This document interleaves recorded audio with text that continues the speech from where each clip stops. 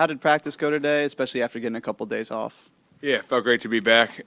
Feels like we've been on the road quite a bit this offseason or this start of the season. So just felt good to get back home in the gym. What was the intensity level on the scrimmage portion of practice? Yeah, we went for about 6 minutes full court. Pretty high intensity. Just getting some of the conceptual stuff in, and just thought a lot of guys played well. It was good.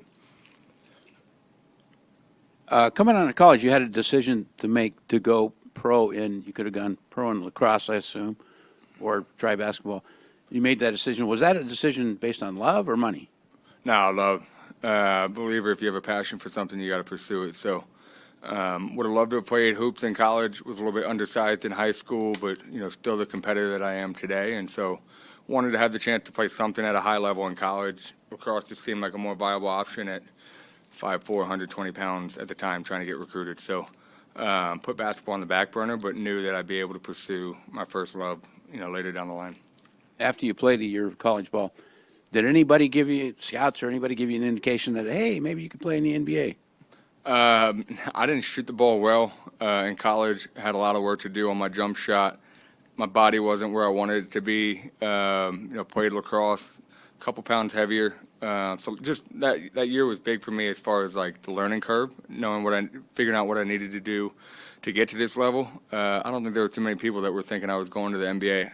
Had a solid year, and deep down knew I could get to this level, but I don't know if there were too many believers outside of myself that way. Yeah, it led me to my question was what was sort of the reaction from friends and family? You're the number one pick in the lacrosse draft, that you decide you want to play basketball, and what do you think that they'd be saying now? Yeah, I think outside of my family, people probably thought I was a little bit crazy. Sometimes, even internally within the family, I think they, not question, but, my lacrosse path was pretty clear, pretty laid out for me.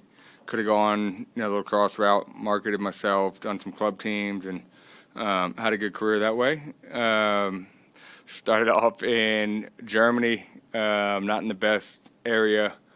Ended up in the G League making no money at the time. I think outsiders probably thought I was a little crazy at times. My mom probably thought, are you sure this is what you want to do when there's clearly a path laid out for you? But they stuck behind me. I had full belief in myself that I'd get to this level and just continue to put in the work. And that being said, now that you are at this level, and I'm sure you still want to continue to improve, but how gratifying is it that decision has turned into this, and you're now an NBA player, and you're contributing to this franchise? Yeah, I mean, I stay in the moment, so I haven't had a chance to really reflect on everything yet. Growing up, had incredible times with my grandparents. My grandfather played minor league ball for the Yankees.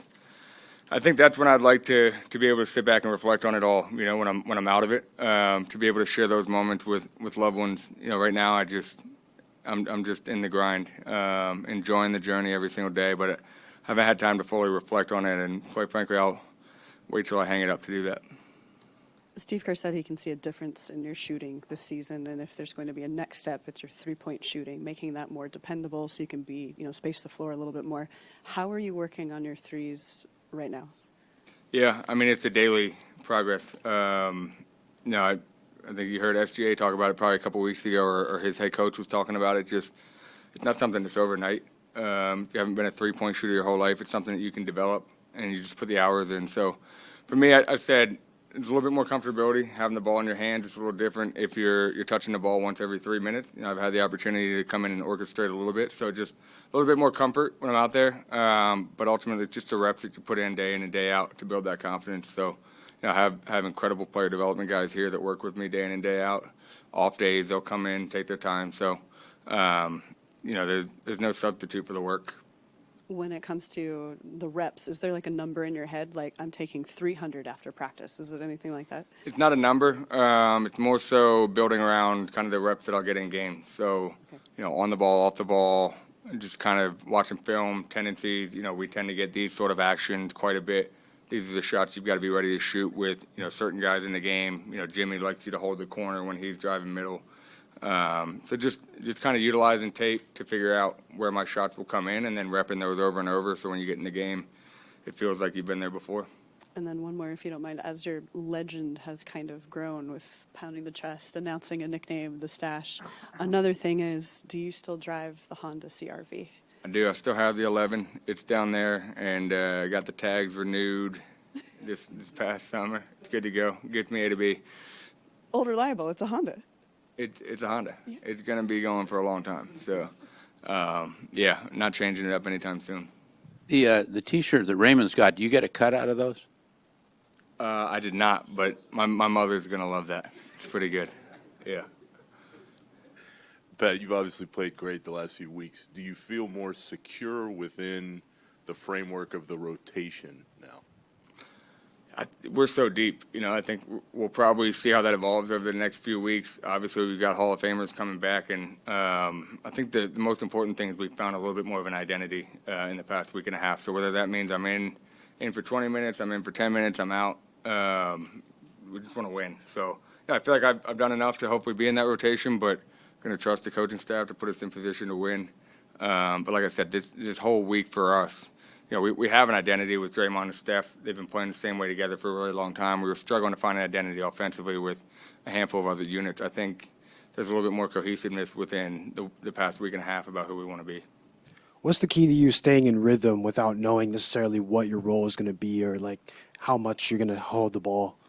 Yeah, just putting in the work. We have plenty of time on off days. If, you're out of the rotation for a game or two, probably means you're going to get into play groups and the stay ready group where you're playing against coaches, working out with the guys who aren't playing. Guy Santos, Trace Jackson Davis, myself. Like we've all put in a lot of work together in those off days. And look, we all know when we came back here that we've got an older group. There's going to be a lot of games where those guys are sitting out, getting some extra rest, bumps and bruises, 82-game season. So you'd be foolish not to stay ready knowing that your opportunity can come at any point.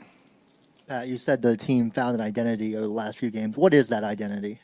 Yeah, I think we've started to get a little bit more into some high ball screens and then just getting that ball moving side to side.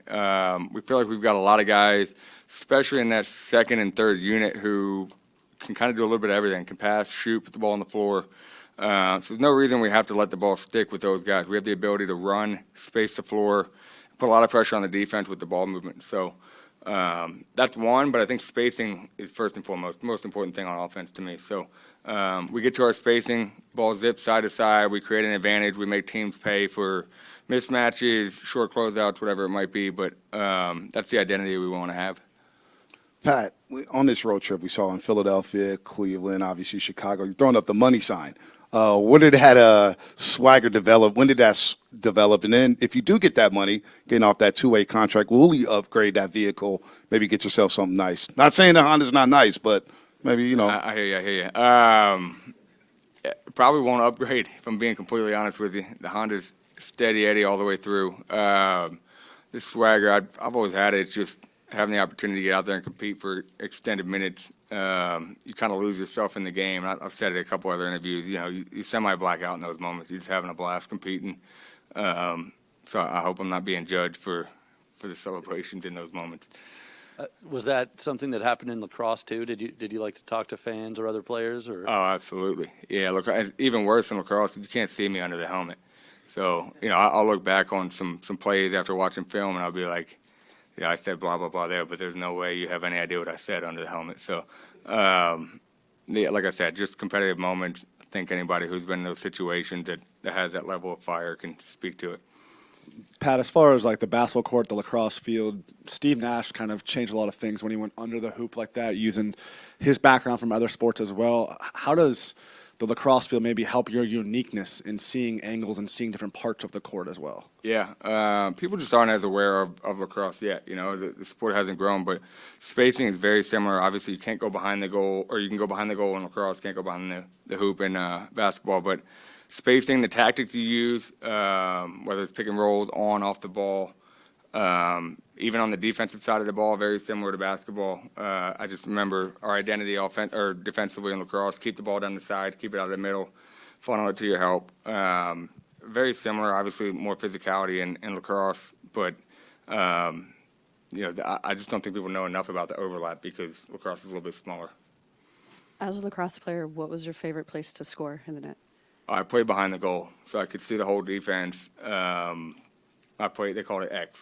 So X The is attacker. behind the goal, attack. Yeah, I played attack. The X position, I don't know what you would kind of point guardish, but just flipped, essentially. So obviously point guard, you're at the top of the key most of the time in hoops, just behind the goal. Am I right? Were you second in Division II in scoring, though? You were first in assists, right? But you scored as well? I couldn't tell you, truthfully. Okay. Yeah. And I also need some help if that's okay. The award that they call, it begins with a T. Yeah, Tawarton. Thank you. Can Yep. you pronounce it one more time? Tawarton. Thank you. And did you get a trophy like a Heisman, and where does It that is. live? My folks have it. Yeah. Yeah, my folks have it. So it's somewhere. My mom has done a really cool job putting a little room together. She loves all the stuff that way. So one day, like I said, I'll reflect on all that and be super appreciative to look through it down the line. And now a T-shirt to frame. I would have.